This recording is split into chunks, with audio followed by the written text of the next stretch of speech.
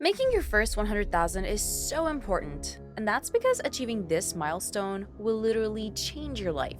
You see, every major milestone after 100,000, whether it's 200 or 500,000 or $1 million plus, it will get substantially easier, but only after you make your first $100,000. But the problem is, how can you make your first one, especially if you're starting from zero? Well, in this video, we're gonna walk you through step by step exactly how you can do it. And by the end of this video, you'll be able to take what you've learned here and begin applying it to start seeing life-changing results. So, the first thing you have to do to earn your first $100,000 is to follow a three-phase process.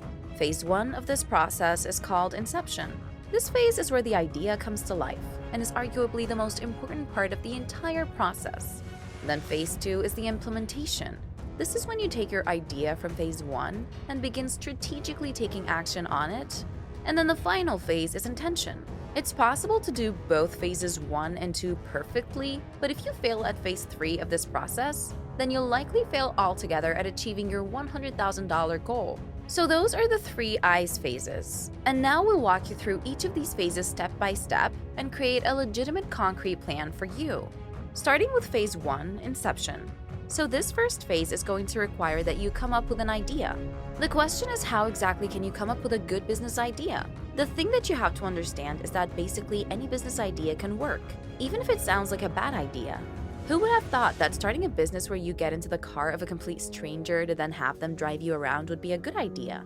Of course, nowadays it's easy to look and see that businesses like Uber and Lyft were good ideas, but 20 years ago, when all of our parents were telling us to not get into strangers' cars, that would have been a ludicrous idea.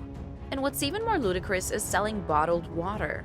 Once again, who would have thought that this would be a good idea? It's clearly a scam, because you can easily get water completely free straight from the top or from a well. And yet billions of gallons of water are sold every year in plastic bottles, cardboard cartons, and aluminum cans. And so clearly a certain demand is being met. Or how about this? Back in the late 90s and early 2000s, there were people even criticizing Amazon.com, saying what's the point of buying books online when you can just go to stores like Barnes and Nobles and buy books? So basically any idea can work, but there's something that all 3 of these ideas had in common that made them work better, and it was that all of these ideas simply improved or added to what already existed. Way before Uber and Lyft, taxis already existed, and so we know that there's a market for that service. The problem, though, is that taxis basically only exist in really large, metropolitan cities, and they're really just inconvenient to use. And so Uber came into the market and created a much more convenient version of the taxi, and the same thing is true with bottled water, right? Obviously, water has always existed, and we need it to survive, and so clearly, there's a market for it. But filtered bottled water is simply the better option. And then with the Amazon.com example, they simply improved the business of buying books. You see, Barnes & Noble already existed and sold books before Amazon. And the success of Barnes, Noble proved that there was a market for buying books, but Amazon made it so that you don't even have to leave your home to buy books. And so the framework for phase 1 is to simply think of something already has an existing market, and then finding a way to add to or improve that thing. All you have to do is jump into that market. Just provide a service that's either better or different from the competition, and then once you've actually proven that you can make money with your idea, you'll want to become legitimate as soon as possible to protect yourself from any legal liabilities. Doesn't matter if you start a YouTube channel as a side hustle or a skydiving business. Forming a legal entity around your business, such as an LLC, is critical.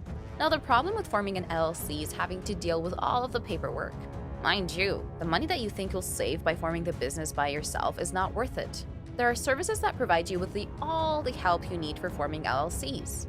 They are super easy to use and takes virtually no effort on your end. Simply give them your business info, answer a few questions, and they'll go through and form the LLC for you. Phase 1 is definitely the hardest part of the process, but once you have a good idea, it's time for phase 2, which is the implementation of that idea.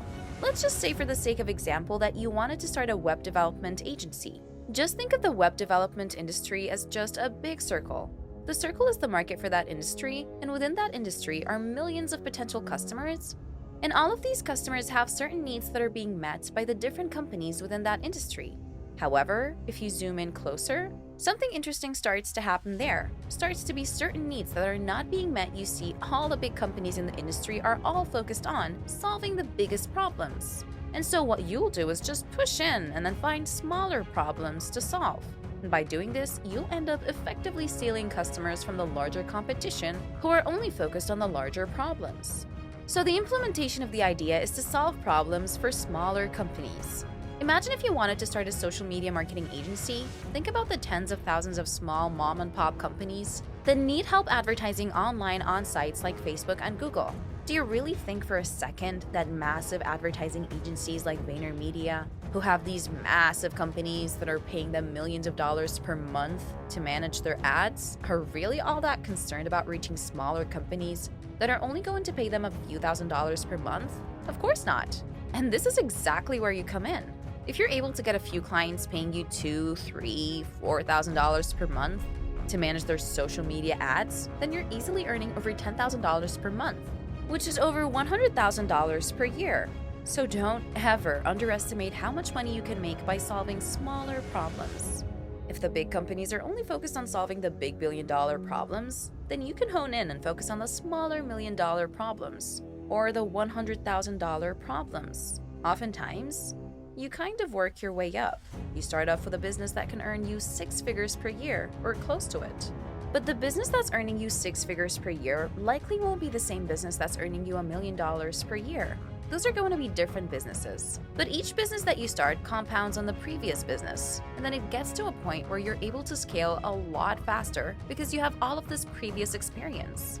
Many of you are trying to rush the process of getting rich. Stop rushing the process. It takes time. Just focus on solving smaller problems that can earn you $10,000 per month. Once you're able to start earning that kind of money, something incredible starts to happen. It'll become increasingly easier to earn $20,000 per month and then $50,000. And then before you know it, you're earning $100,000, $200,000, $300,000 per month. Now the final phase of this process, phase 3, is intention. This last phase is the one that most people end up overlooking, and is the reason why they end up failing, and this phase is arguably the most important of the 3. So the intention phase is exactly what it sounds like, being intentional about your business. Let's just say, for example, that you wanted to start a YouTube channel. You know that it's possible to make a lot of money with YouTube, and you also know that it can give you a lot of opportunities. And so you start one, and then you begin making videos, but then you quickly realize that you're not getting many views on your videos. And so you just keep posting video after video without really making any intentional changes to the videos. Every problem has a solution. If the problem is that you aren't getting any views on your videos, then the solution to that problem is that you have to be intentional about learning how to get more views on your videos. And this literally applies to every business or side hustle. You have to be intentional because the truth is, you can have the greatest ideas in the world, but if you are not intentional about learning how to improve your business or get more customers, or perhaps there's something in your business that just isn't working, and you have to be intentional about trying to figure out how to make that thing work. This is not rocket science. You don't have to have some overpriced business degree from some useless Ivy League school to become successful in whatever it is you decide to do. It's simply going to require that you follow these 3 phases. Give your 100% and hope for the best. Thanks for watching. Until the next one.